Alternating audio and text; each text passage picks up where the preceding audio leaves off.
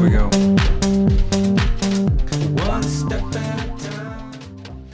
Très précisément, moi je pense que dans les 20 prochaines années, peut-être qu'on ne ressent pas encore et on ne voit pas encore la magnitude de ce que va conduire en fait les changements économiques en fait induits par les changements climatiques. Mais c'est vrai qu'aujourd'hui on parle d'une croissance verte, on parle de potentialité, on est en temps de crise et pour moi l'incarnation politique serait évidemment d'avoir un monsieur politique en fait, incarnation, un vrai sage en fait qui représente le développement durable et en particulier sur cette question-là autour de l'énergétique, en fait, du transport, de façon à pouvoir justement aussi incarner des valeurs qui sont les nôtres, qui est quand même de se projeter dans la durée.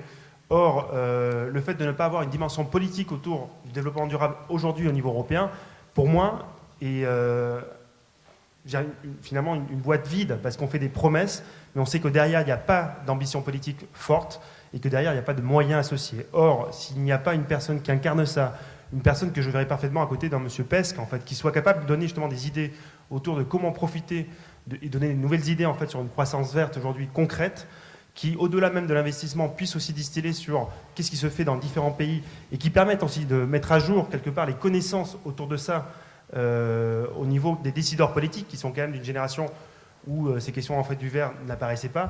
À mon avis, je pense qu'on n'arrivera pas évidemment à avoir cette incarnation en fait, qui, en soi, transpose cette idée d'avoir une base quand même de valeurs communes.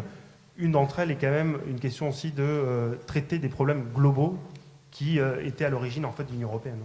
Posons-nous la question. Bien sûr, l'Europe a un succès du changement climatique. L'Europe essaie de toujours imposer ce débat. Mais par exemple, les États-Unis étaient contre pendant 8 ans. Tout d'un coup, il y a un changement. Et dans 2 ou 3 mois, le président a du succès en commençant vraiment à faire la révolution verte.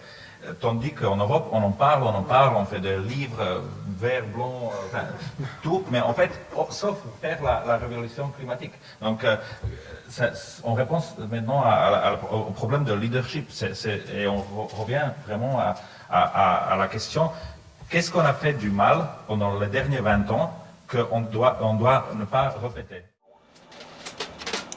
Wow.